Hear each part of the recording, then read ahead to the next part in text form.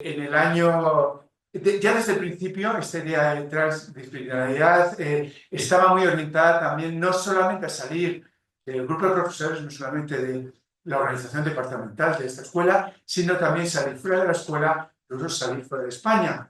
Por eso contamos como partner, como primer colaborador a la Universidad Javeriana de Bogotá en esas dos primeras convocatorias. Los que estéis conectados, gracias infinitas, porque hemos disfrutado mucho de lo que nos habéis aportado. Y en esta cosa de llevamos dos y no nos queríamos repetir, decidimos que la tercera edición contásemos con la organización de un medio, una organización que pudiese aportarnos nuevas ideas, ¿no? Y entonces el Edumeet 3, con la idea de ficciones, esa convocatoria, colaboramos con el MACA, que es el Máster de Comunicación Arquitectónica, que tuvieron un papel fundamental y que realmente confiamos en ellos, porque nosotros pensamos que tiene que ser así. Esto son grupos y por lo tanto no les dejamos total libertad. Fue tremendo hace 2 años, en el año 22. Recuerdo también jornadas sobrecogedoras, además en muchos lugares, porque tomaron el tema de toda la ciudad de Madrid como punto de encuentro. Y nos encontramos 2 años después otra vez aquí. Tenemos unos maravillosos nuevos compañeros para esto. Contamos con la ayuda de la Facultad de Arquitectura, Diseño y Construcción de Santiago de Chile. Además, lo estamos haciendo simultáneos. Están hoy allá, mañana va a ser al contrario. La segunda sesión se hace desde su sede y nosotros la escucharemos online. Por lo tanto, bienvenidos a los que estáis en el otro lado, que los que estamos en el otro lado somos nosotros, que no se os olvide. Y bueno, solamente dar las gracias, también es mi papel, primero a la Universidad Politécnica de Madrid por su apoyo, y creo que es justo decirlo, que nos apoya de verdad, incluso con una pequeña aportación económica para que pueda ocurrir todo esto. Hemos recibido ayudas para eventos internacionales. Dar las gracias a la dirección de la escuela, que también nos ha apoyado, al departamento de proyectos, que es el que formamos parte y que yo también estoy representando hoy porque soy todavía inspector subdirector hasta creo que dentro de 2 semanas y por supuesto gracias a todos los que habéis aportado todas vuestras participaciones, no solo en esta sino en las otras 3 ediciones. Yo creo que ese era el objetivo, unir personas y no nos interesa otra cosa. Paso la palabra a Enrique Espinosa, que en este caso no es el MACA, pero es Enrique Espinosa, casi nada, como gran organizador de este congreso.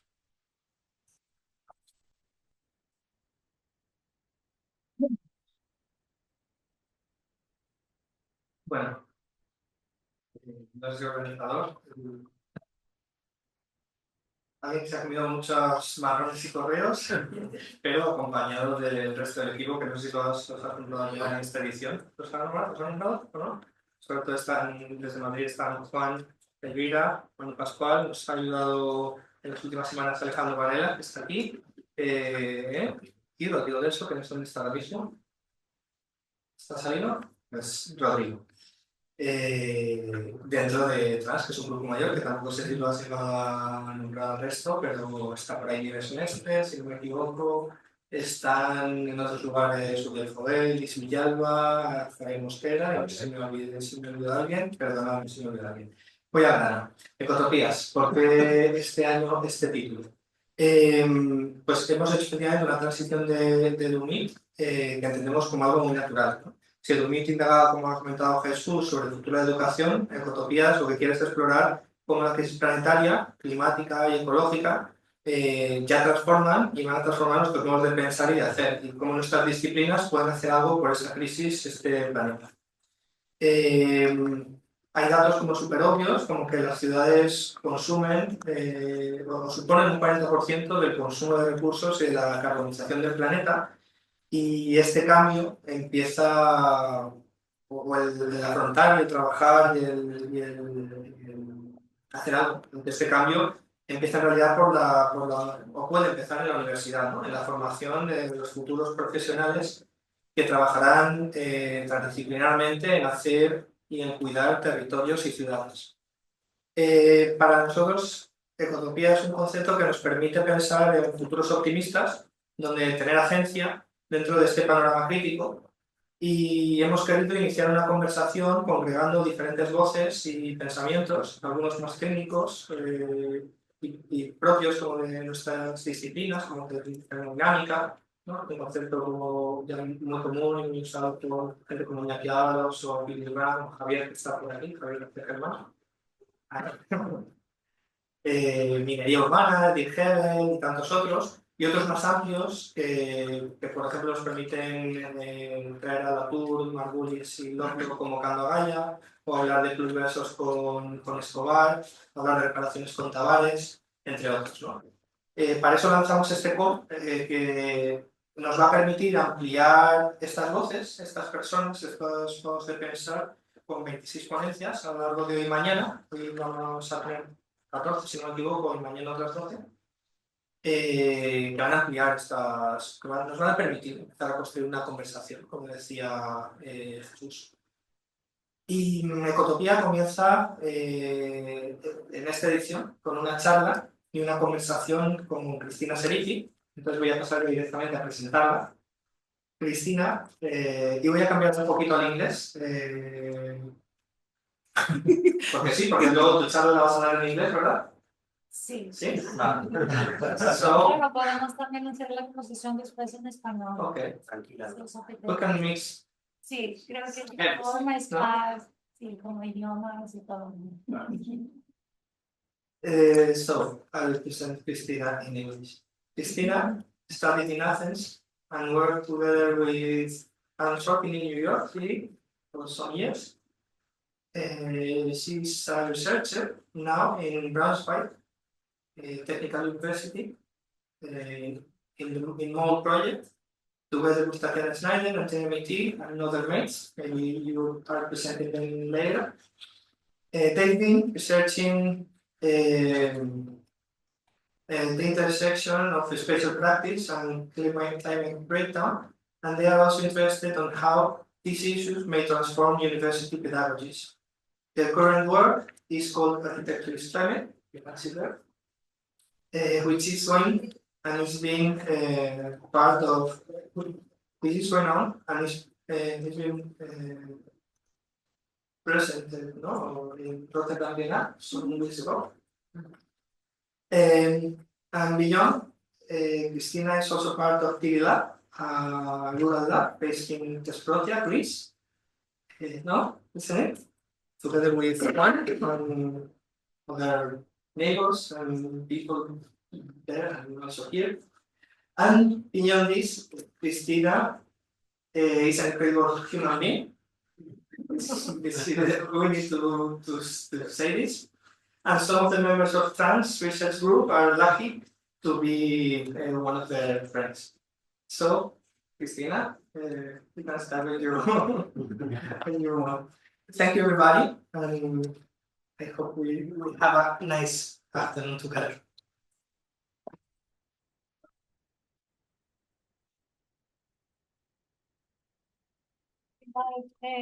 Gracias a todas. Gracias, Enrique, por estas buenas presentaciones que estoy muy emocionada ahora.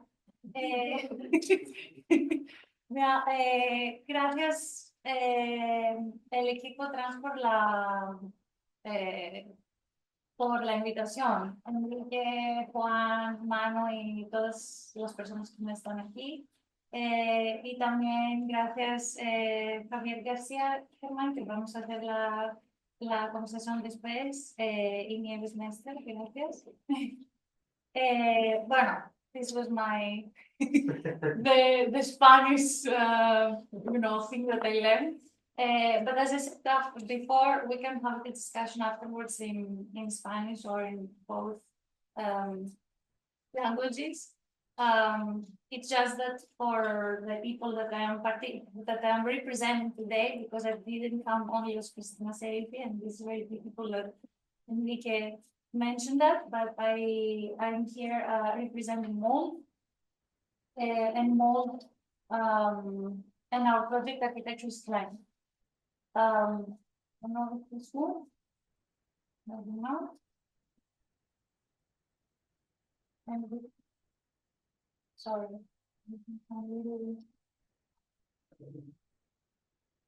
Sí. So this is who we are. This is Mould. So today we're somehow collectively here with our minds. So whatever it's coming out from my present is from a collective work. And I would like to introduce the group, which is the part from TU Braunschweig, where I'm also located in Germany. And this is Sarah Bovelet and Christina Schneider that I work together with in Germany, and the group in UK, which is Anthony Powers, Jeremy Till, and Becca Holker. So we are a collective of academics and professionals and architects, bringing together different universities and somehow trying also to really intersect in this kind of really rigid academic structures. Now, what we develop also has a common name, and we have also the same somehow positions within the group.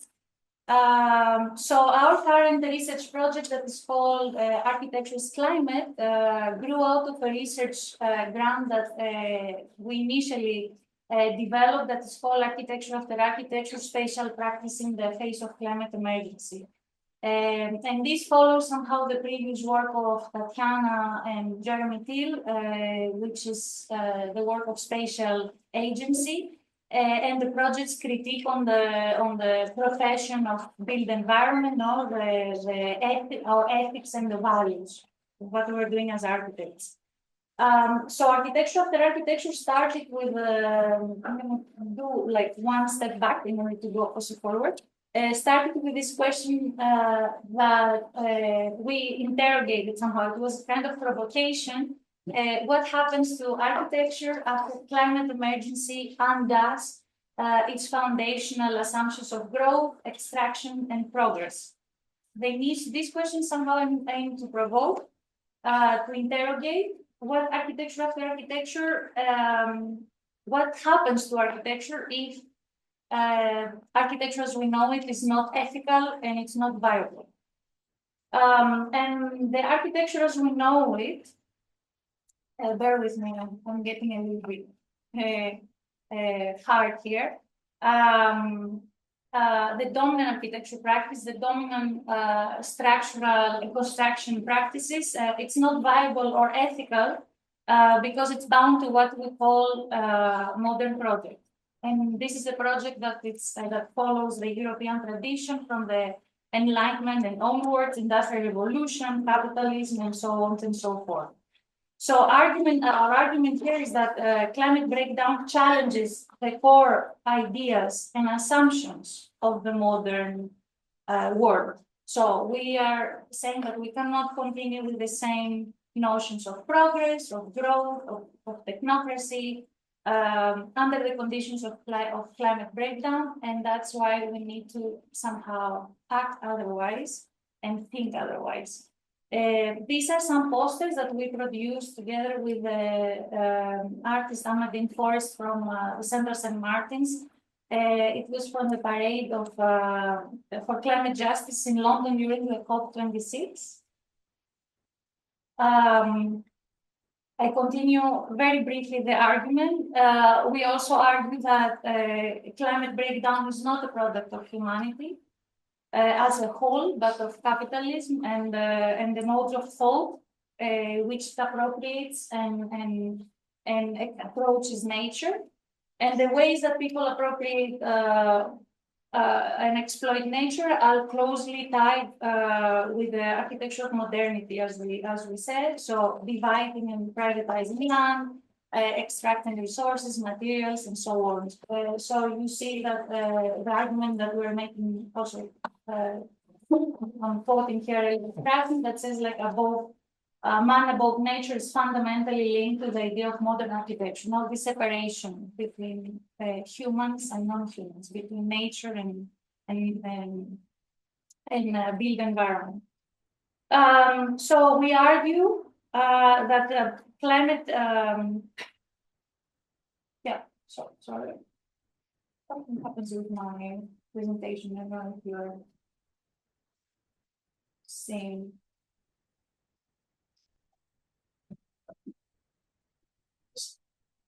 Oh, yeah. That's that one.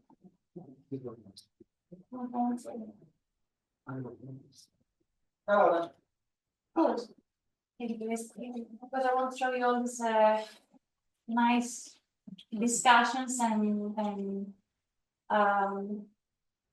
outputs from the last years.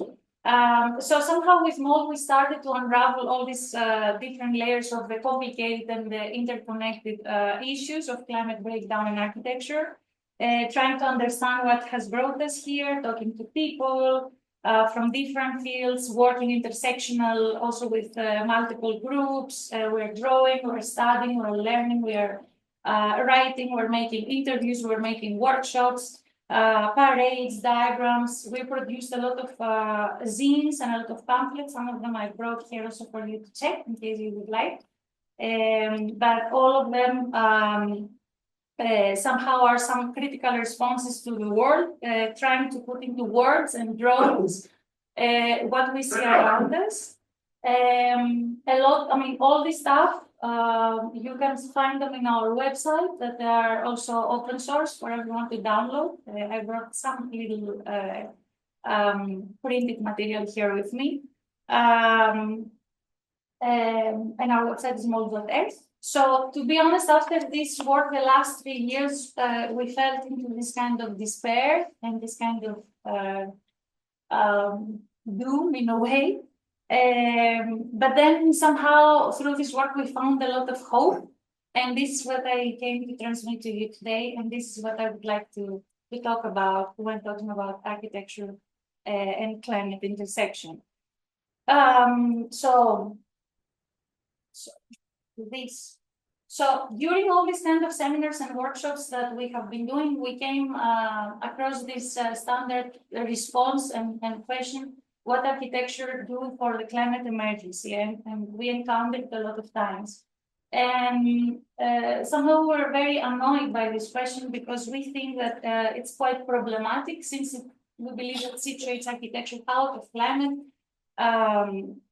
And thinking like a climate breakdown is a kind of external condition outside of ourselves that we need somehow to deploy our professional tools in order to solve it. It's like something that you can solve it with interventions of low carbon design. And not take me wrong here, we're not talking about not also creating ecological design, but it's not the only solution, and it's not something that's going to take us out from this situation.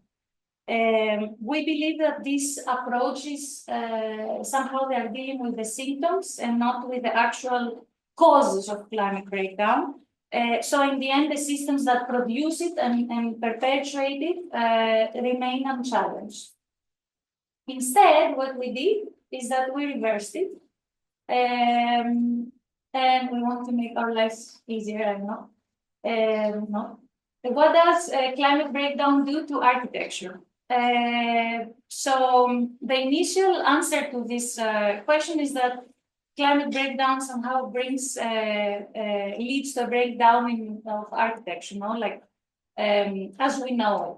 So a breakdown that leads to other ways of utilizing our spatial intelligence beyond just the production of buildings. So this question, we believe, that places architecture within the conditions of climate breakdown, exposing its vulnerabilities and demanding a systemic change across our politics, across to our ethics, to our economies, to our social relations, to our ways of working, to our governance systems. No, this argument we're making here, along with many other people, is that one cannot solve the problem with solve the climate breakdown, with the very tools that actually created it. So therefore, one has to look outside of the ways of the modern world to see other ways of addressing and approaching climate breakdown. And therefore, we came with this affirmation that arguing that architecture is climate. Why architecture is climate? Because we believe that in this, with this affirmation, architecture and climate are bound and entangled. together. So we think we see architecture away from this myopic version of static building. We're talking about an expanded notion of architecture that shares many of the characteristics with climate. Both are relational, bringing together multiple human and beyond human conditions. Both are temporal, formed in the past, affecting the present and projecting into the future. Both are profoundly shaped by the tenets and the operations of modernity. Both are determined by the forces of capitalism. Both are experienced through multiple senses, visceral, tangible, emotional, and both are understood through a range from immeasurable to the intangible, and both are impactful on the human and beyond human worlds. So we also argue that architectures and climates are not separate entities that are brought together in orchestrated moments, that they're actually conditions that are produced through one another. And just to be clear, also in that moment, it came a lot was when we are doing this presentation of what is climate. Standard, mostly Eurocentric approaches sees climate as through the lens of science alone. So climate is not only weather, it's not only weathering conditions, it's a whole ecosystem of relationships between human and non-human beings that inhabit this planet and the planet together. Encompasses different modes of understanding, from the empirical to the intuitive, from the scientific to the spiritual, different processes of different values depending on our cultural, ethical, and ideological frameworks. And all these modes of understanding could open a wide set of possibilities for action towards climate breakdown. So we're talking a kind of more holistic approach of what we mean with climate. So here I'm having a screenshot from our website that is called architecturesclimate.net. This is where we have gathered all our findings. The website somehow brings the past, the present, and the futures together of architecture and climate, and presenting paths also or other ways of approaching architecture. And it's organized in 3 different parts. As you see now, we have a kind of color coding and a lot of different illustrations. And these 3 different parts are the foundations, the practices, and the futures. So we call the pasts foundations because this is where we explore the historical connections between architecture and the roots of climate breakdown. So they are depicted with this kind of orange color. The main section of the website, and this is where I'm going to talk mostly today, is called Practices. And this section gathers more than 110, and it's keep growing, examples that they point towards other ways of doing architecture, other forms of spatial practice. There are stories of people and practices around the globe that they do things in different ways. And we believe that this is very an interesting part and very hopeful because of their ways of doing and acting, and we call these ways forms of action. So the last question, the last section is called also futures, where we have gathered a lot of it's kind of elusive a cloud of prompts, actions that they are informed basically from the practices of how people, what are the people doing.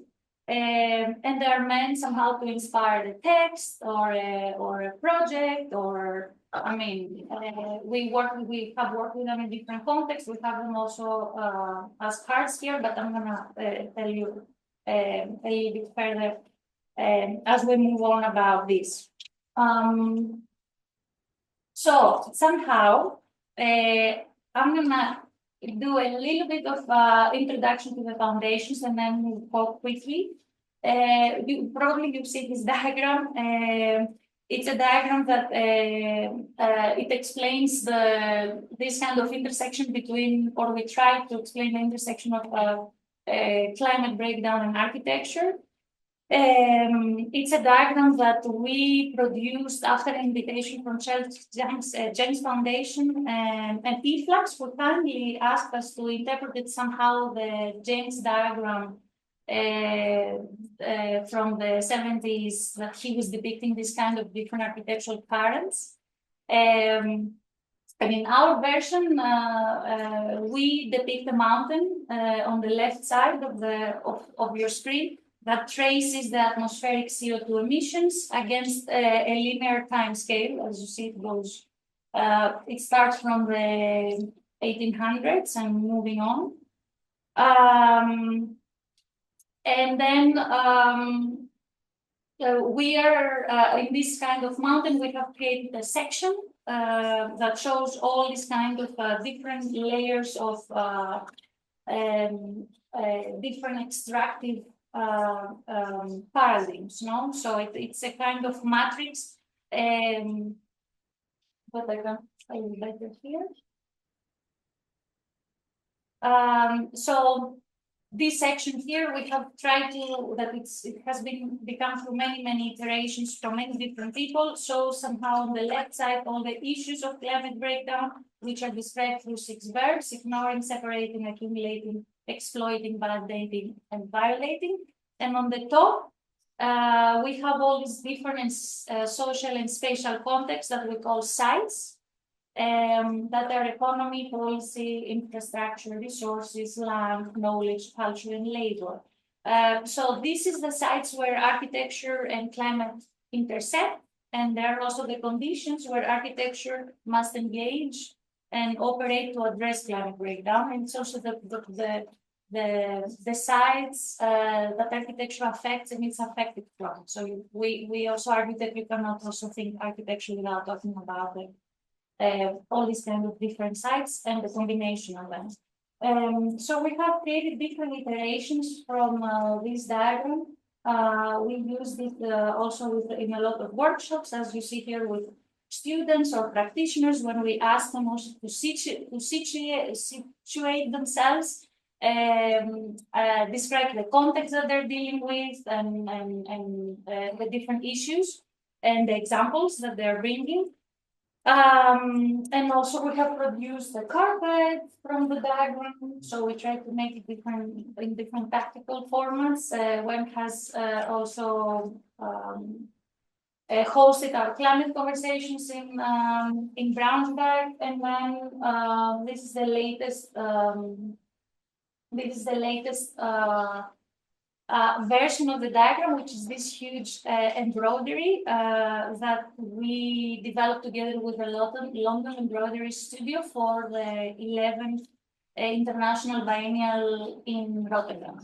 That's called Nature of Hope. So we wanted somehow to make something practical that which might help somehow understanding the actions that brought us here, but also through its the other way, showing like somehow all these prompts for the futures. So it has this kind of double vision.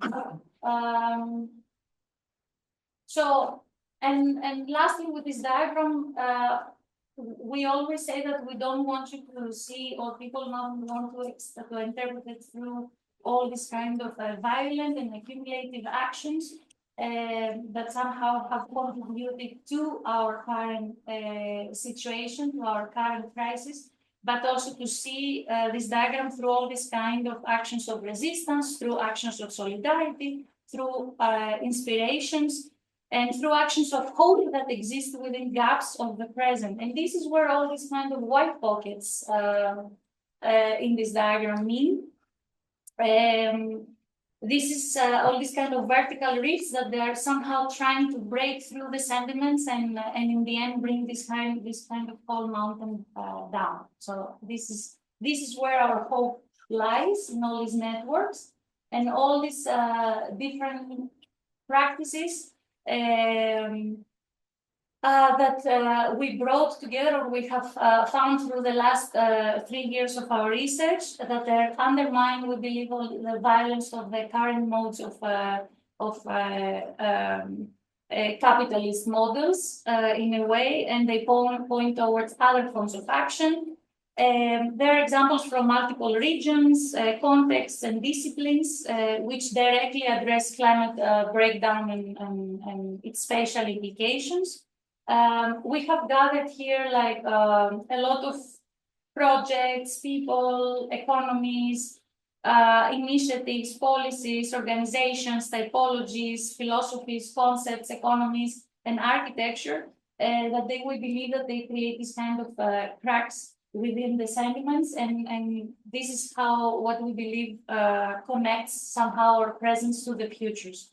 So I'm gonna walk you through my somehow final parts, which is where through all these practices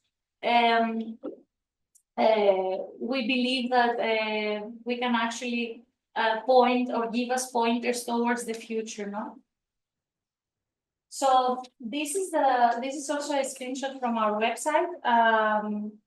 That it's this elusive cloud of prompts, as I told you, ways of thinking and acting, and rethinking these relationships between architecture and economy, for example, between infrastructure and resources, between policy and culture and land. So bringing all this kind of intersectionality together and this transdisciplinarity. And it's not a set of instructions, of course. We see them as catalysts for rethinking architecture and spatial practice. And below, I have gathered here some of these prompts that are inspired by practices that we have already used in a variety of workshops also in different contexts. We use these prompts also in a more playful way in many design studios or in different contexts. We have them, as I told you here, as cards. So we try also to be more playful and open, and somehow it helped us to understand a way of different ways and how to act upon them. So I picked 9. This is the first one, and it goes as follows. So the first one is the confront orthodoxies and question the status quo, and somehow intersects to all our sides, from economy to labor. And I'm gonna put here like this collage that we created, and it's in one of our zines, which refers to the term of Cendric Price, who called our educational systems back in 1971 sausage machines. He was mentioning that students enter from the one tube and pass into another tube from age 6 onwards, and we believe that somehow this shows that other ways of acting and starting basically from educational systems like what's happening with you today are not only possible, but it's really necessary. And there are many student initiatives that they have really start like creating alliances, and educators that they have, together with educators that they have perforated this machine or this kind of tubes, as we see, starting from the inside the institutions, but also coming, expanding beyond the institutions, outside of the university, and disrupting the systems of power. So group like architecture students, the ACAN, architecture students from Climate Action, who demand also systemic changes into education and campaigning for a climate curriculum change, climate camps that they are targeting extraction sites and thinking of architecture of disobedience, like the 10 segregated structure of Extinction Rebellion up in the left side of your screen. Or groups that are demanding that they came up with the term of disability justice, which is this intersectional approach that can apply to design and further on. And moving on, ask who produces and reproduces the work and address vulnerability. No, we think that it's quite easy to lift somehow the design of its system of production and to turn a blind eye, of who does what in what we design, who has produced what we do, where who works, and so on. So here also we put different practices together, who expose that architecture is not a neutral territory. Basically, it's always political, and this is what who builds your architecture group is doing. It's examining this network. It happened like a kind of it's okay.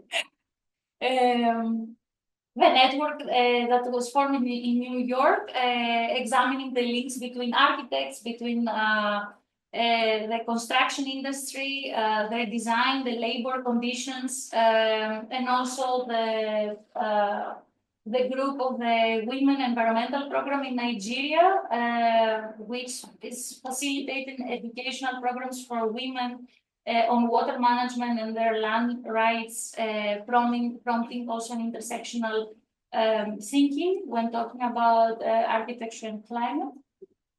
I picked some of our practices.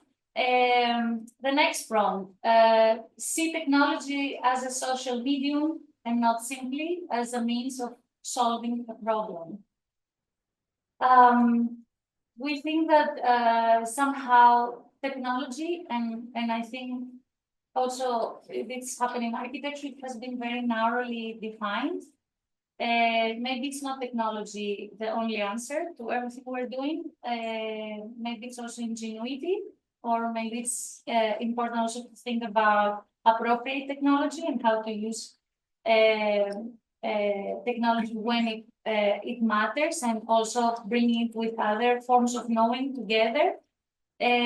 So here are practices that they see technology as a medium, but not as an end itself.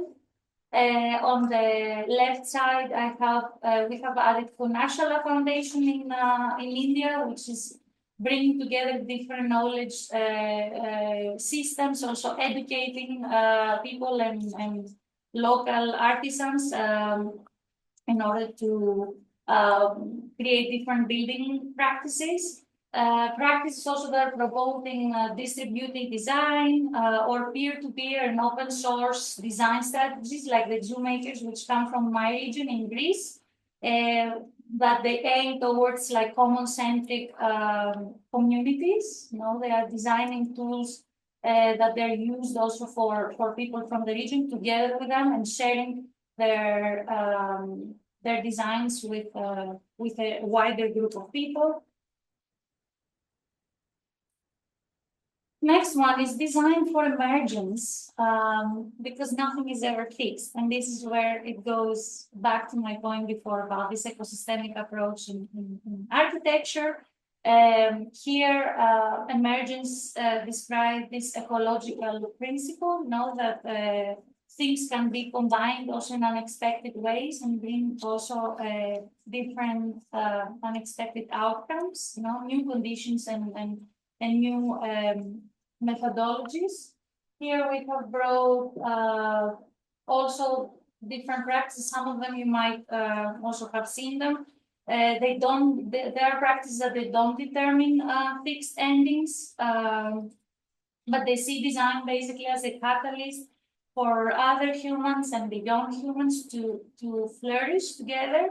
They are also then expected to happen, like the Girona Shore Master Plan, that they redesign the systems of value and the architect's role also in long-term projects, how this can happen, or the timber network in Kurimoto in Japan, that it's a firewood supply plant and farm that somehow supports a relational network of architecture, forestry, ecology, and supporting also the community around it. All the agua cariocas you see on the bottom part of the screen in Rio de Janeiro in Brazil, which they together with the community architects, they have designed, and educators, a decentralized clear water system. And here, maybe I can echo the words of the architectorian Bagel, that he said, design the rug and not design and not the picnic somehow. So we're talking about creating these conditions for things to emerge.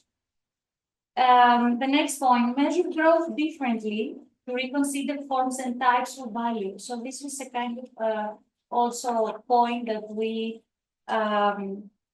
talk a lot also in our research, that progress doesn't mean linear growth.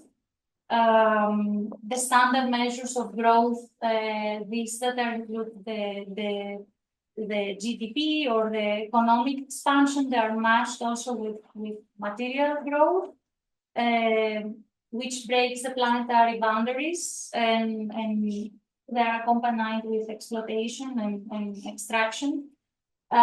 So here we have some examples from multiple and other ways of growth of equality, growth of health, growth of biodiversity, growth of planetary care, and economies that support rather than profit from ecology, and this is very central to what we are also talking as in our profession. But there are other ways of talking about economy, and there are many diverse also governance systems. Central to this also discussion is the donut economic systems that understand the economy through social and environmental axis, and it has been and it's being also implemented in different cities.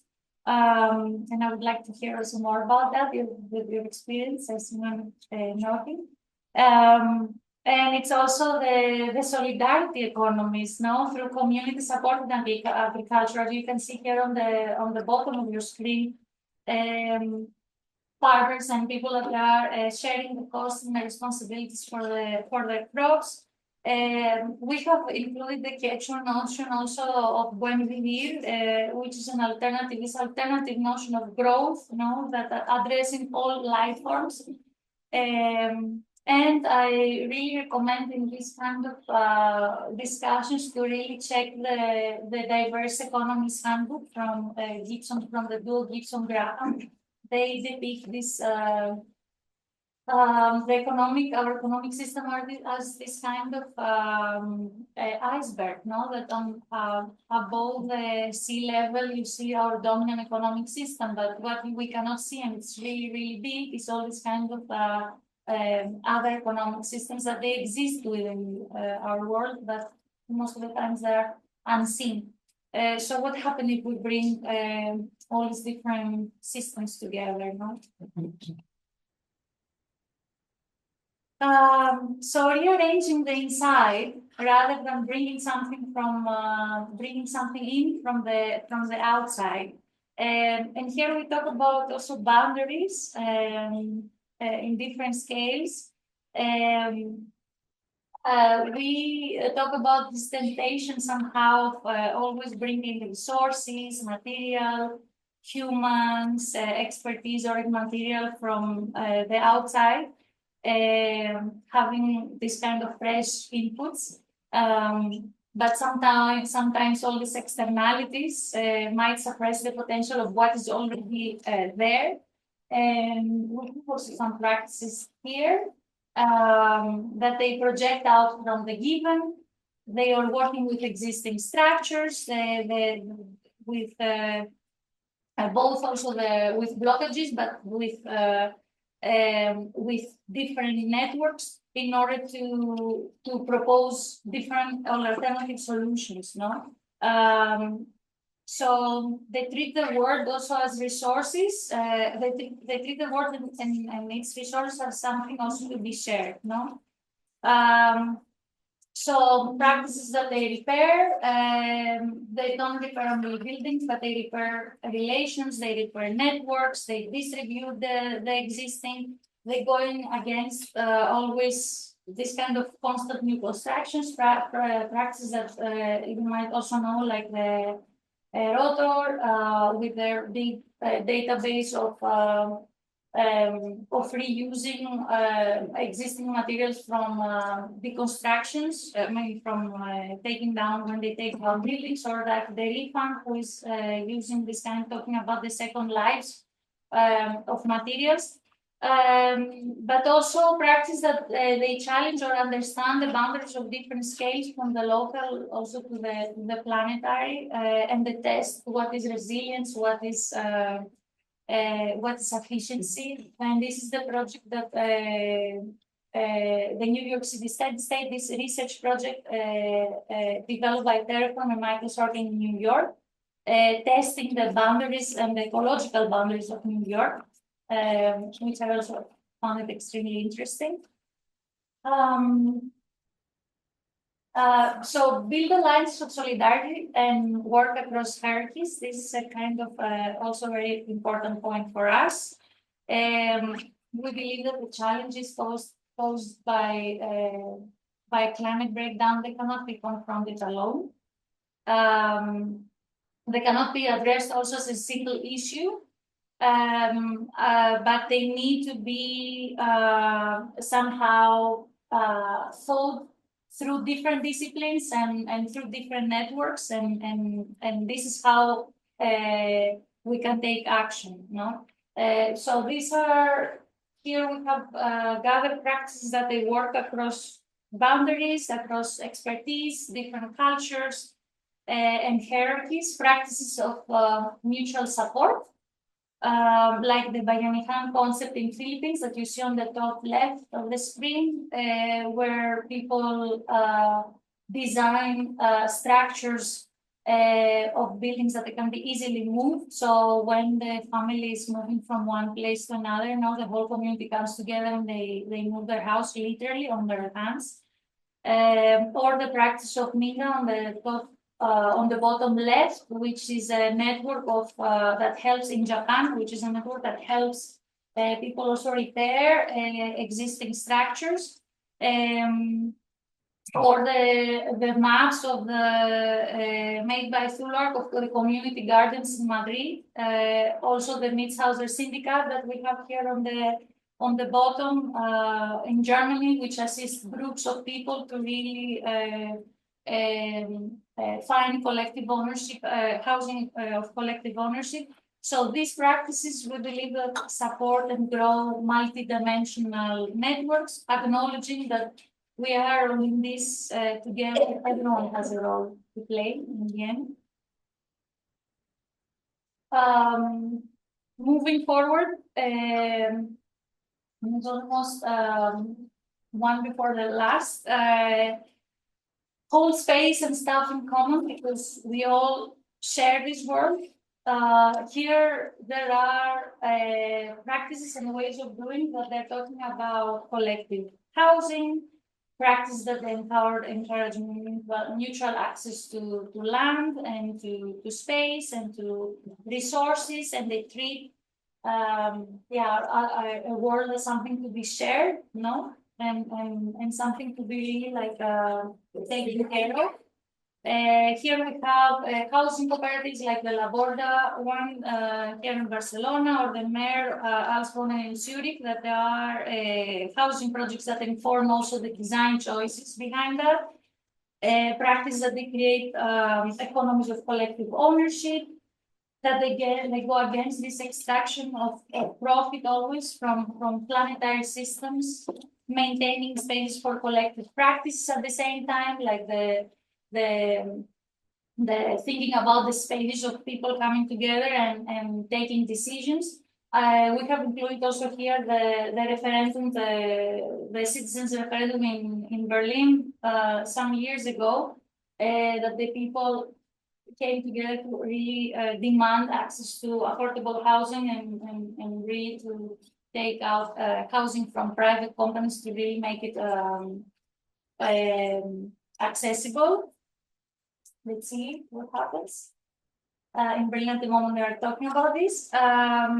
So our last round, that it also goes through all these kind of different sections and sites. It's to imagine the possible in the impossible, because things really do change.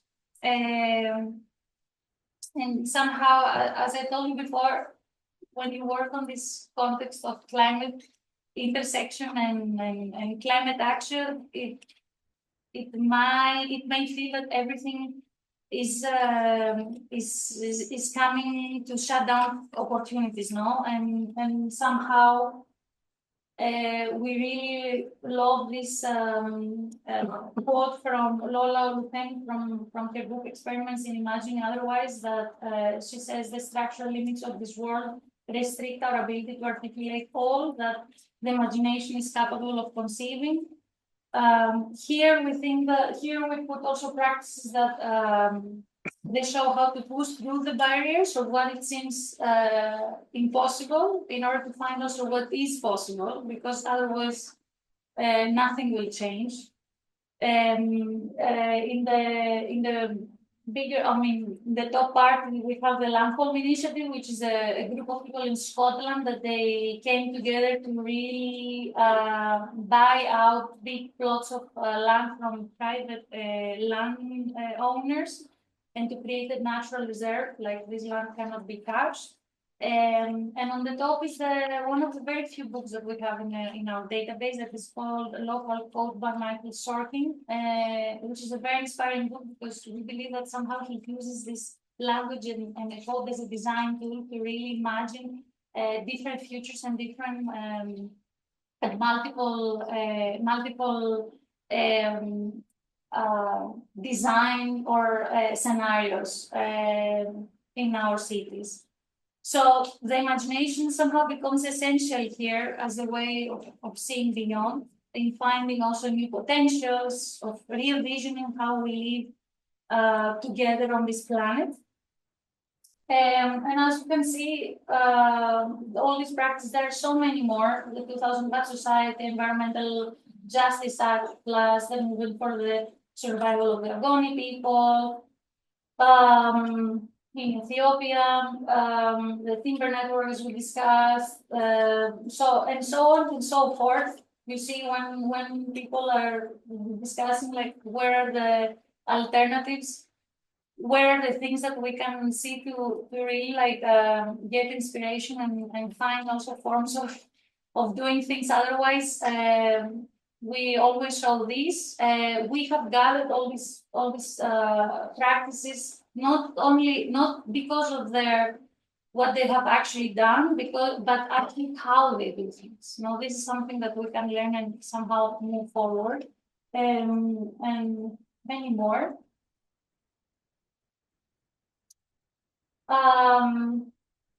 So we believe that it helped us actually to somehow visualize them and all these kind of different networks to bring them together, because this is where they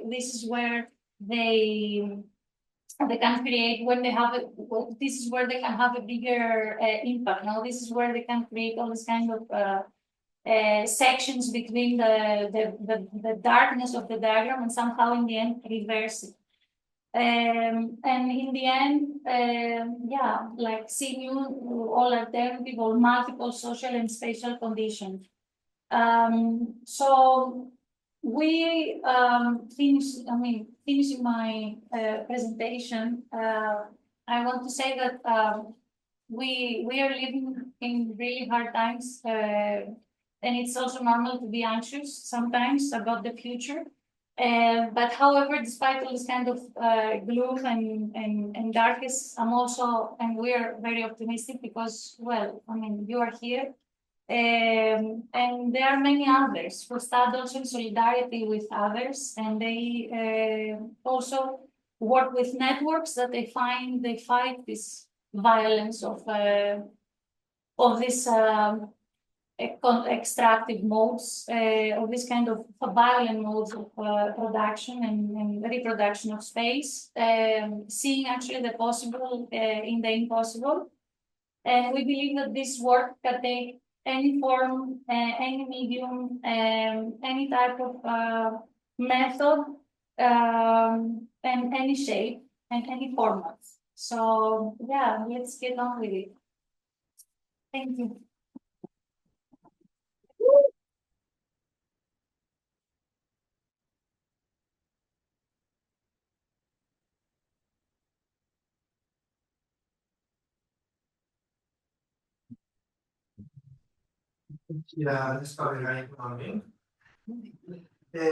Bueno, ahora vamos a abrir una parte de conversación con Cristina.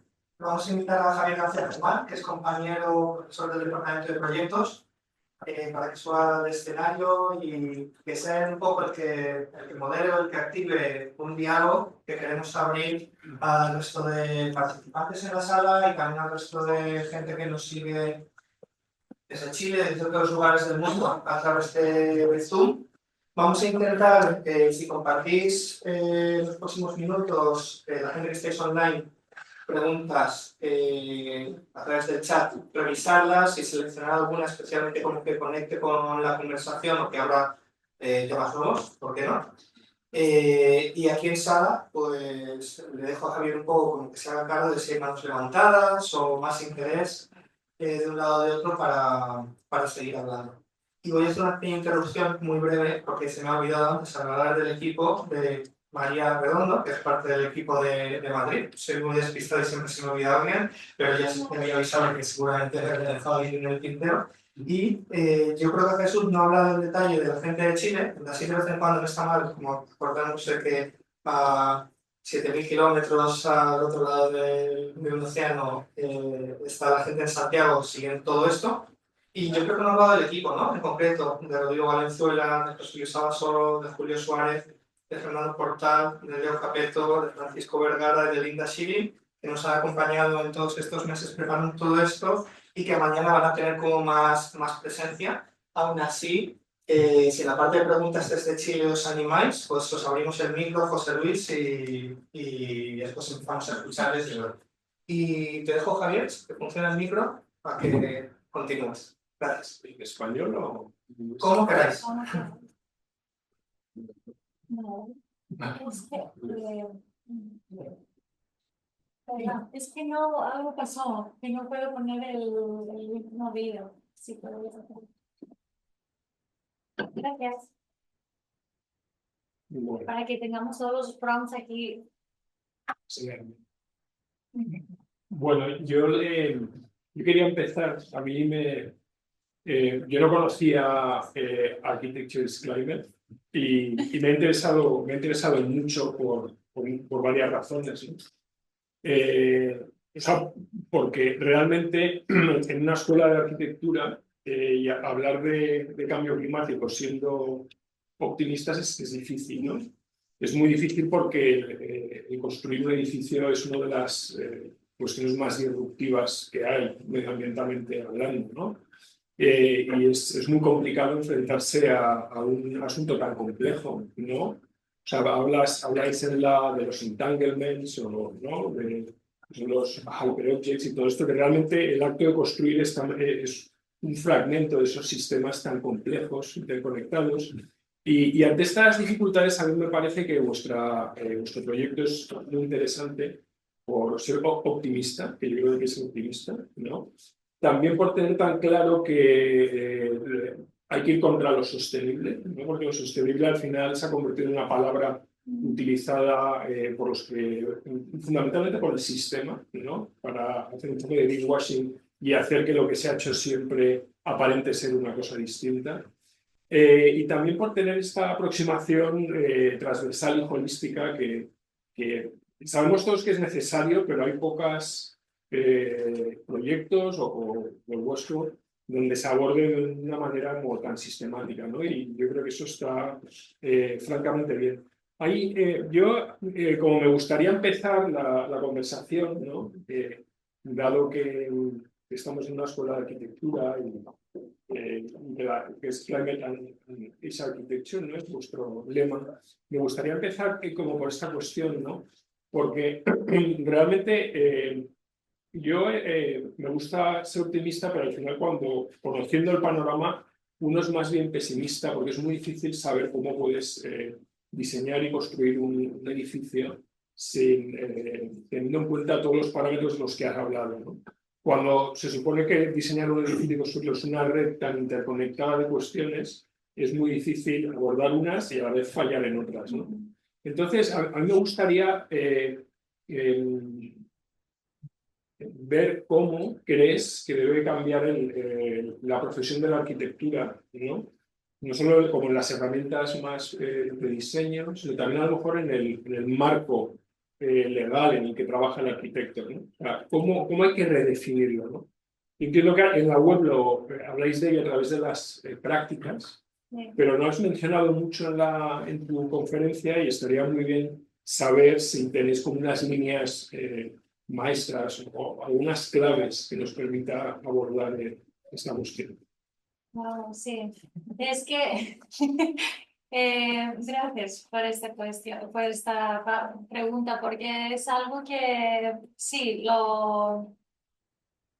bueno, lo hablamos siempre entre nosotros y también en estas charlas que hacemos, cómo va a cambiar la profesión de arquitectura, ¿no? Y creo que es algo que nos da a todos un poquito miedo de la no sé, del qué va a pasar.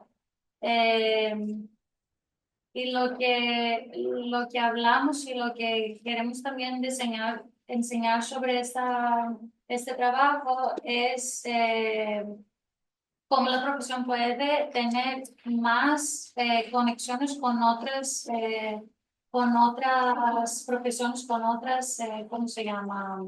Eh, eh, sí, como disciplinas fuera de arquitectura, porque creo que y eso no es algo que va a, no como dejar la disciplina de arquitectura solo, sí, porque puedes decir que la disciplina puede, no sé, como, no como, eh, eh, no sé, puede no estar como estaba. Y creo que eso es algo bueno, porque si puedes hacer más conversaciones y más colaboraciones sistémicas con otras disciplinas, con otros tipos de trabajo, que son también dentro de la profesión de más, no sé cómo, profesional, no sé cómo se llama, perdón, es que en español lo hago eso primera vez, ¿eh? Hablar sobre este tema en español. Igual quieres hablar en inglés. Bueno, voy a intentarlo y voy a cambiar. Vamos a ver. No sé cómo voy a hacerlo. Pero sí, estas conexiones con otras disciplinas. Y creo que eso es muy importante para pensar cómo podemos hacer las cosas, porque siempre creo que, no sé, lo noto también no sé, en los grupos de arquitectos que hablamos. Pensamos que tenemos las herramientas de hacer todo a veces, o no sé, pensar cómo podemos, no como trabajar con el cambio climático. No podemos hacerlo eso solos. Es imposible. Es muy importante hacer estas conexiones con otros profesores, pero dentro de, no sé, como formales e informales. Y creo que eso es importante. Ahora con la construcción de edificios, sí, eso es otra cosa que también necesitamos hablar. Eh, pero es muy importante el contexto. Si hablamos aquí en Europa, si hablamos en países en otros lugares, eh, y por eso no tenemos una posición no como black or white. Creo que no necesitas hacer eso o vas a hacer eso. Creo que es una visión un poquito más amplia y más transdisciplinar que vosotros aquí estáis hablando sobre eso. Eh, También quería decir sobre la arquitectura, eh, cómo también hablamos sobre esta disciplina, pero también eh, cómo lo enseñamos aquí nuestros institutos, ¿no? Que creo que hay muchos estudiantes, yo también me acordaba cuando yo era estudiante, pero también ahora que piensan que, bueno, es algo que no, cuando lo que estás haciendo en las universidades no tiene que ver algo no sé, con el mundo fuera.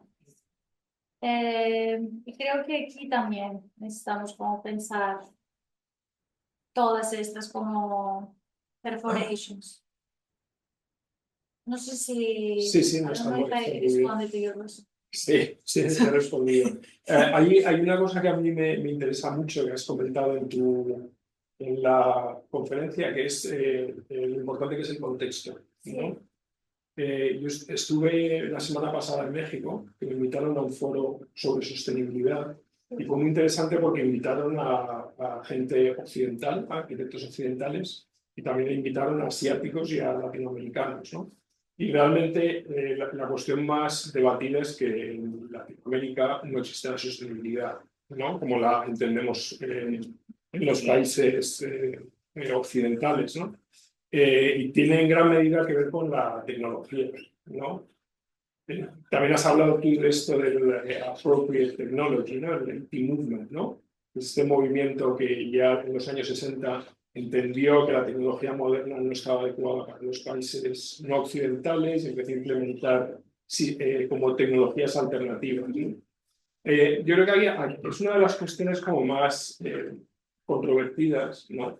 Porque se ha hablado tanto de cambio climático y tecnología y como alternativa tecnologías primitivas o no, las tecnologías premodernas, como dos alternativas que son totalmente separadas. Pero también yo siempre pienso que hay como cuestiones que son muy complicadas, ¿no? Cuando tú en las ciudades de los cinturones tropicales tienes que construir miles de viviendas mensuales por el gran crecimiento de estas ciudades, ¿cómo se puede hacer esto sin tecnologías industriales, ¿no?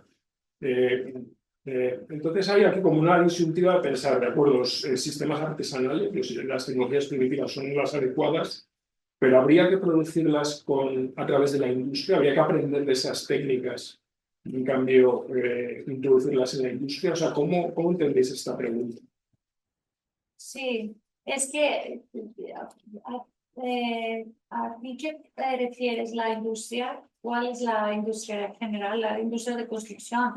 Poder construir un edificio manualmente o artesanalmente con los medios locales o hacerlo con algo de apoyo tecnológico o industrial. Sí.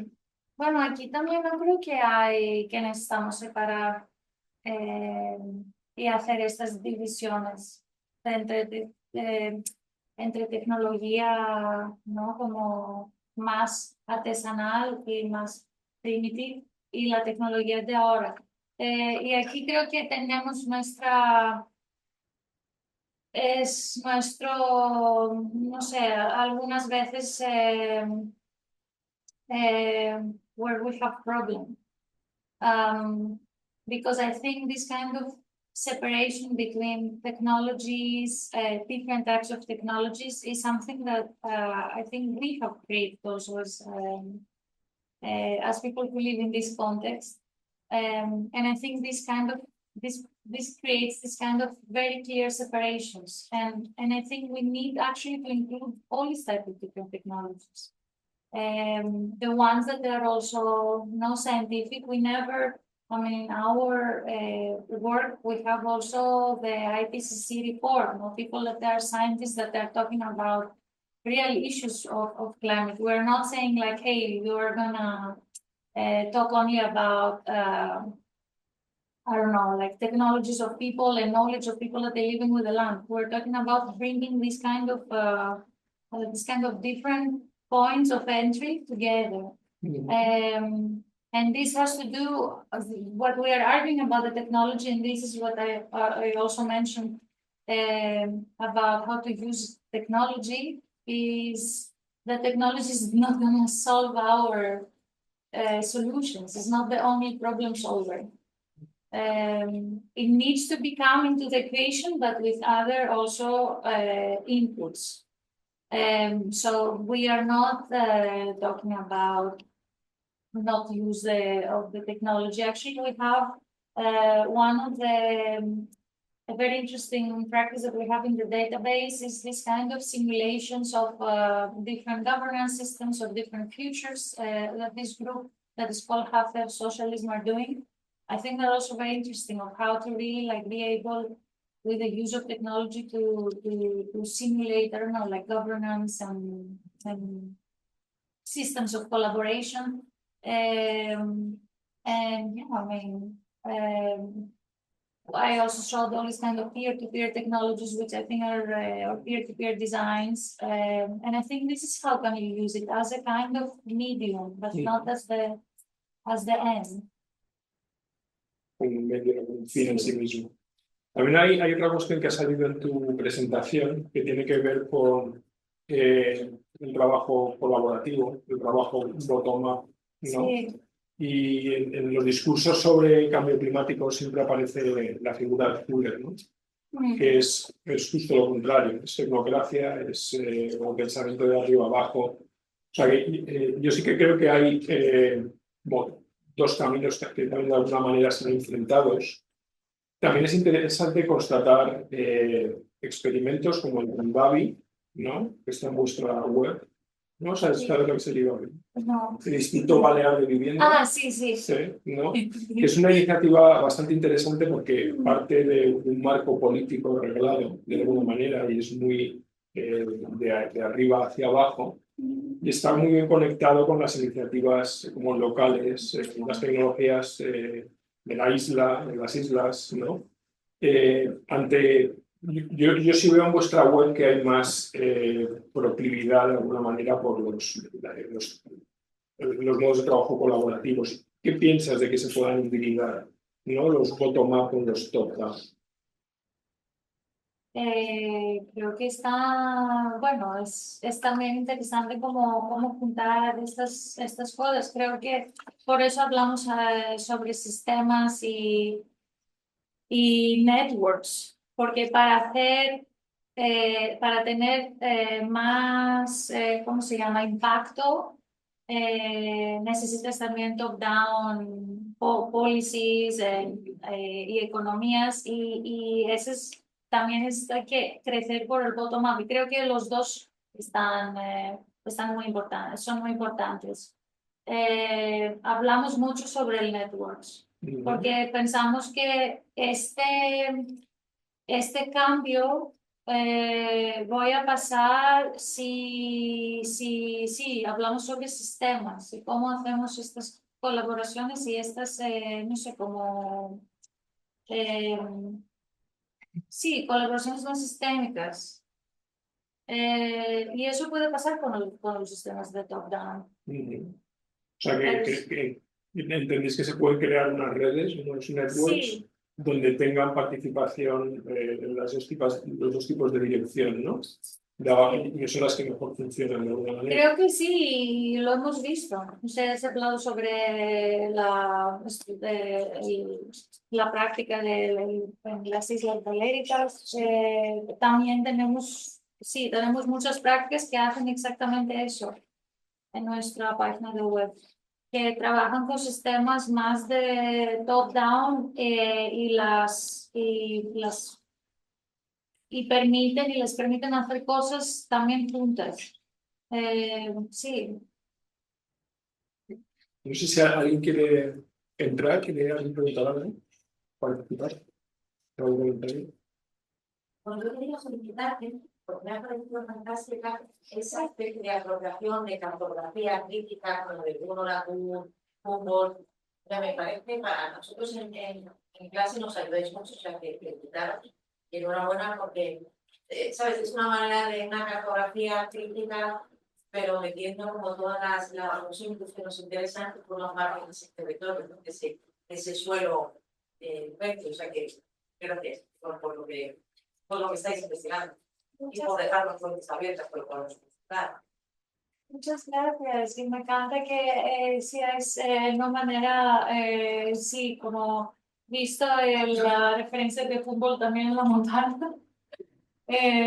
Porque sí, era una referencia crítica también, porque, bueno, sabemos también que el fútbol era una persona de aquí, de este contexto, pero sí, tenemos estas muchas referencias diferentes y esta cartografía, como ilustración, nos ha permitido sí, como, no sé, ilustrar eh, sí, lo que hacemos. Antes lo teníamos solo en Matrix, como, sí, porque, no sé, hablamos con personas, hemos hecho también talleres bueno, con Zular, que están aquí, con diferentes prácticas para, ¿no? Como, y con estudiantes para que nos poner todas las cosas y todos los ejemplos dentro de esta montaña. Y después, Sí, una pregunta. ¿Cómo vais modificando? Imagínate que eres un o un Latour o eres un navegante del siglo XX. ¿Cómo vais modificando las partes dentro de la cartografía? ¿Las dejáis congeladas, frozen, o algo pasado una workshop o algo cambia, se resitúa en el nivel medio, algo sube más arriba, como más dinámico, porque más ver que esa punta, ese iceberg, ¿cómo va siendo plegado? sí. Para que os situéis, porque nos puedes contar esta especie de cocina cartográfica. Es que ahora, bueno, ahora lo que hacemos es que tenemos muchos post-its y muchas notas. Porque cada día necesitamos mucho tiempo, no como hacer todos los updates. Pero la idea era que ilustración no la hemos hecho para una exposición en Londres, en James Foundation, y fue como un momento de cristalizar todo. Y eso pasó hace un año y medio. Y ahora buscamos también como hacemos todos los updates y creo que sí, vamos a hacerlo en algunos meses, algo así. Pero no es algo, no es algo que está siempre como creciendo porque necesitamos también el tiempo para pensar y también pensar si estos ejemplos las que tenemos a través de los talleres, por ejemplo, o las reuniones con personas,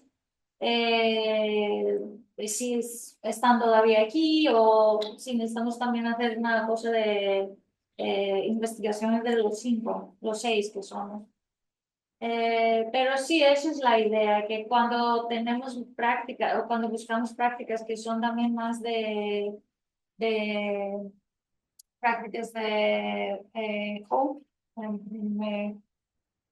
esperanza, es que pues, sí, en español es interesante, prácticas de esperanza. Sí, también lo metemos, hacemos las líneas más grandes. No sé, es algo más fácil. A mí me parece fascinante. Algunas sí que son brechas, son fallas, donde las cosas prenden. Algunas, porque además sepas que ayudáis mucho, sabemos igual, ¿sabes? Esa especie de práctica como llena. Fantástico. Gracias. Anyone has a question, and I have also another question from Zoom. Can you start? Sure. Well, thank you so much. It is always kind of inspiring and encouraging to just see all these alternatives, and always reminds you, and I think it does exactly what we want to do. Like, yes, let's go on with it. Yes, let's do it. And obviously there has been this kind of explosion, it feels, of alternatives, so there are all of these new modes of education. But I guess that explosion of alternatives sits in the context of also an explosion of unsustainable practices, an explosion of building, an explosion of extractivism. In a way, that energy behind the alternatives is kind of driven by the energy behind it's part of a general kind of explosion in the scale of building in the world, which is kind of only increasing. And as far as I don't expect this is a question that can be answered here, but just to raise the conversation of like, to what extent is it about at this point the alternatives are building, and to what extent is it about kind of focusing all energy on just fighting against the kind of unsustainable, practice, or just fighting against, you mentioned disobedience, almost sabotage, all these kind of things. Of course, then how do we do that in the context of trying to have sustainable, livable lives ourselves? So I guess I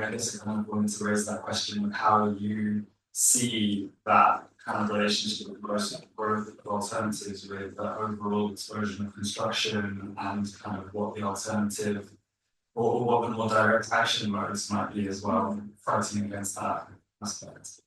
Well, thank you for that. And there are direct actions. I mean, you mentioned, like unionize, go out on the streets, and I think in this kind of moment that we have crises in many different levels, it's even more imperative to start thinking about all these different ways and acting upon them. So we're talking about a lot of that's why we came up with this kind of forms of action, because it's not only and creating these networks, and this is where we believe, I said before, it should be the key. I mean, the construction industry is getting bigger and bigger, and it's true. But the fight is to act against it and create this kind of networks with people that are like that you will share the same values, you share the same ethics, and you fight against. I think it's something that it has been always like this, but I think I don't see also, and we don't see these practices as practices in the margins only, they're not only this kind of little, I don't know, like hopeful, cute things that are happening around the world. They have their own power in different levels. And the idea is like how to really become also how they become the center, how to become like our central way, the dominant way of doing stuff. And I have the feeling that a lot of times people are feeling this kind of weight that, I mean, about this explosion that you're talking about, this kind of violence of different levels, and you don't see alternatives. Sometimes you're like, I cannot deal with this altogether. And it happened to us. And I think this is what helped us to really bring these practices. And there are many more. There are like a lot of people that are doing things out there and that are fighting these systems. And this is what I also share with my students in the universities. Like, how can you really disrupt this thing until it just fails? I don't know, maybe I'm too hopeful. I'm very pessimistic. I got that. I understand that Spanish. No, just a very brief comment. In this kind of entanglements, in which you have many directions in which to work, I think that it is really difficult to address all the different directions and all the different sections. But it is also true that maybe you can go for one or two of them, right? And I think that's the only way in which you can work to change things within the system, because you can choose two options, either to work within the system or out of the system. If you work out of the system, you can do many things, but your impact will be smaller. But if you can work at least in one clear direction within the system, you might end up changing things and have more power, right, to change the system.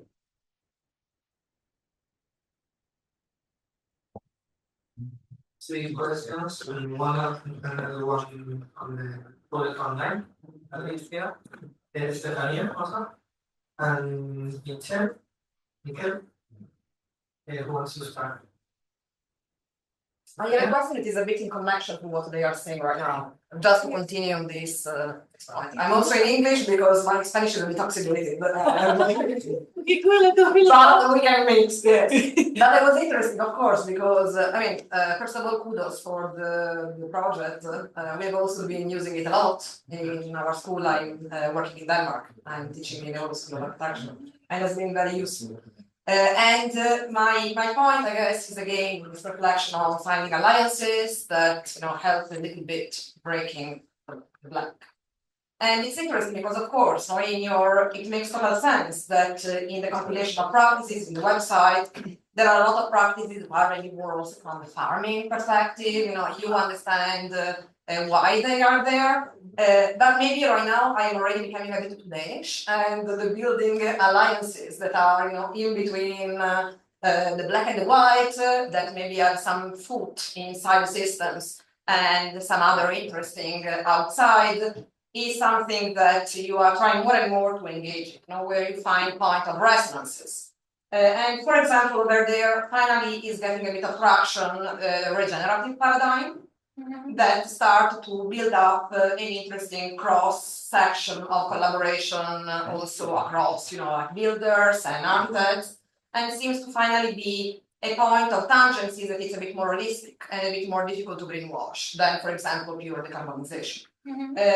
So the question maybe is, I don't know, how do you plan to, or if you plan to start to build some alliances with more mainstream, even architecture discourse, that's the one that could be a bit more, like broad.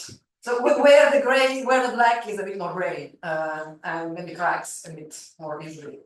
I love this question. Personally, I think that, we depicted in the diagram dark and white in order to make it very clear this kind of point. I think there's always gray. And I think you should work with also the people that you might not agree with, the people that you have also different points of entry, the people that you have different, or they're working in industries that you think that are unsustainable. A lot of this, I work at the university, and a lot of workshops that we also done the last 3 years with the Mould, they happen also with in different architects' offices, or with we are talking with the Architects Association in Germany, for example. We've talked, and Tatiana and Jeremy in context that you are in a group in a room with all architects, and then you talk about these things, and then people get frustrated. And this is where this gray zone comes, as you talk.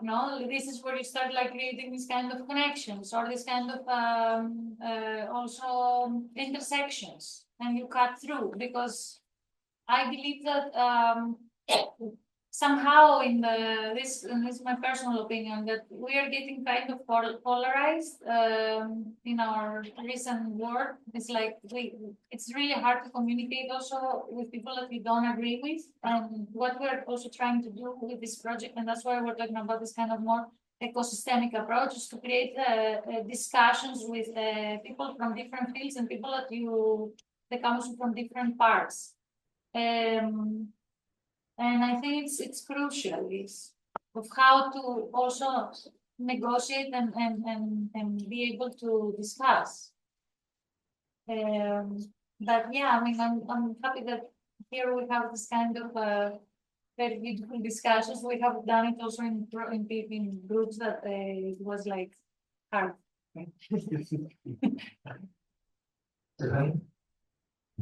Yes, hi, thank you very much for your presentation.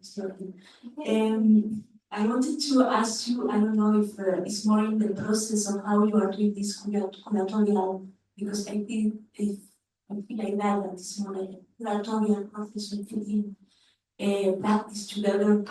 What are the ethics of all of that? But because we are in a moment also that we are questioning a lot what learning from Haiti, learning from and practice, and how the colonial modernity in which we are living is about extractive focus of knowledge. Right? So what are also your concerns with that? Because also I was doing a lot with my projects and my research. And this was one question. And the second question was about how new are this practice. I think that they are like very old in a way, and it's just that we are like in the eastern iceberg of Gibson and Graham, just looking at in the iceberg of architecture, of the culture. Now there are others by culture that we have been like just that were not in the books of architecture, but have been there for a long time. So I don't know. Question and comments about. Amazing. Thank you so much for pointing this out. And it's something that we have been discussing also with the team a lot. And there are many ways that we've done that, because it's not exactly curatorial what we've done with this, collecting all these practices. We actually wrote now I cannot take you to the website, but we wrote for each practice a kind of very inclusive text that explains their context and their ways of doing. So it's not something that their ways of doing, seeing from different, like reading about them or taking interviews with a lot of people from this practice that we have on the website. We created like a plan of conversations and interviews for them, also explaining what and how they do things. So we were not so much into this kind of what they've done exactly, like the actual product, but how they do it and this kind of form, what we can learn from that. So it's actually our interpretation of these practices. So it's not, and these kind of writings, they happen with many iterations between us. So we were writing each of us about this, and we were passing it to the other. The other person was also adding their comments, and then around each practice, we somehow connected with the issues that they are dealing with, and the context, the sites of intervention. And then we in this kind of cloud, we have included a lot of references and other practices that they can, I don't know, that they share the same issues or I don't know, like challenges. So I would say it's more than a curation. Because, and this is another reason why the website, and it might be quite heavy, it doesn't have any photos. Mm-hmm. And this was quite intentional, because it's what you said, about the neo-colonial project, like seeing all these kind of photos of how people do things and being in the, I don't know, that they're specially depicted in a specific way, or they are designed in a specific way. And this is something that we want to be away from that. So in the website, each practice has like a kind of map around that it combines, it's an automatic algorithm, you see the technology in the back, that we created, that every time it combines somehow the issues and the sites that this practice is referring to, and then it makes like a little map in the website. So we really try to do things because in a way that we can learn from that, but also it could be all open for further investigation. So there are kind of points of entry each practice. Regarding what you said, they're old and new, and it's true. There are a lot of things there that they are very historical. I mean, we have included Quilombo fugitive communities from the people who were escaping enslaved communities in Brazil, and we were looking like how this kind of points of resistance, like how these kind of communities were created in that time. But we're also talking about, I don't know, like the 2000 Watt Society, an initiative that talks about starting from Switzerland, how the energy levels in countries in Europe can really like being controlled in order for other countries to reach their, I mean, to have access to energy. So we try to combine. There are things that are, and we say like it's not about architecture as you know it, because it combines economies, it combines also policies, structure, so it has a kind of complexity. But yeah, thank you for pointing this out, because it was something that we really worked on. And yeah, I hope you can also see and yeah, further critically think about that. Thank you very much, Christina, for your talk. It was quite inspiring, and also it was super nice for me to follow because I invited Jeremy to in January in my university in Italy. And it was quite striking for me because back then he introduced the work of Mould, but he was really focusing on the problems, on the environmental and social and economic issues that we are facing. So people in the audience got really frustrated because they were wondering, okay, what are the solutions then? What are the proposals? And the presentation today was quite an effective answer to that. You showed such amazing practices that are trying not to solve problems, but somehow to deal with problems. And I think personally that it's we should really, as researchers and practitioners, find a balance between these two dimensions, like knowing the problem very well, because we cannot anymore have a superficial knowledge of what we are facing, but still envisioning proposals and activating collaborations. I have a very banal question for you, but I was wondering, why is the project called Architecture is Climate and not Built Environment is Climate or Construction is Climate, for example? Because as you also were discussing before, it's not only related to the role of the architects is quite limited in many of the practices that you showed, which is also, I would think, in a way, to the center the agency of architects. But I was wondering why you chose this name. Amazing. Thank you so much. Exactly for this we chose the word architecture, because we wanted to reclaim the word architecture, that it doesn't mean as we see around us this kind of dominant notions of architecture, that it's about only construction and construction industries. And that's why, as you see in our texts, when we talk about the problematics, we talk about dominant construction practices. We don't refer to architecture as a whole as something problematic, because architecture are also all the things that we have included there in the practice, because we think it's also architecture, and it is architecture. Architecture is politics, architecture is this governance systems, architecture is also social housing, co-housing, talking about land, talking about this generative agriculture. As you said, it has direct and indirect applications on what you do and how you do it. And that's why we really use the word architecture there. We didn't, and it was a discussion among us. Probably you know the work, and I said the work that Jeremy, this amazing work that Jeremy and Tatiana put together. It's been, I guess, 10 years or more ago. That's called spatial agency, no? So we're talking about the spatial practice. In this time, we have a big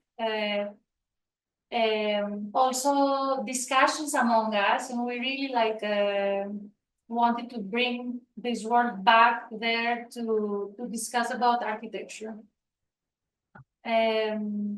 And that's why we think, in order to talk about that, something that's inclusive, something that it's also, open, and that, yeah, it could be, as explained before, this kind of moment of creating also these connections with other disciplines. And this is how we see architecture. So basically, architecture is climate. What we see is something hopeful. we don't say architecture's climate breakdown. So it brings a hopeful spin to this this whole idea. Thank you. Si os parece, vamos a hacer una pausa. Para nosotros es la pausa del café. En Chile van a aprovechar para comer. Como vamos a retomar a las 5:30, que ya serán las 1:30, a menos que tengan 35 o 40 minutos para comer ya. Nosotros vamos a hacer un café y un poco de merienda acá. Los invitamos.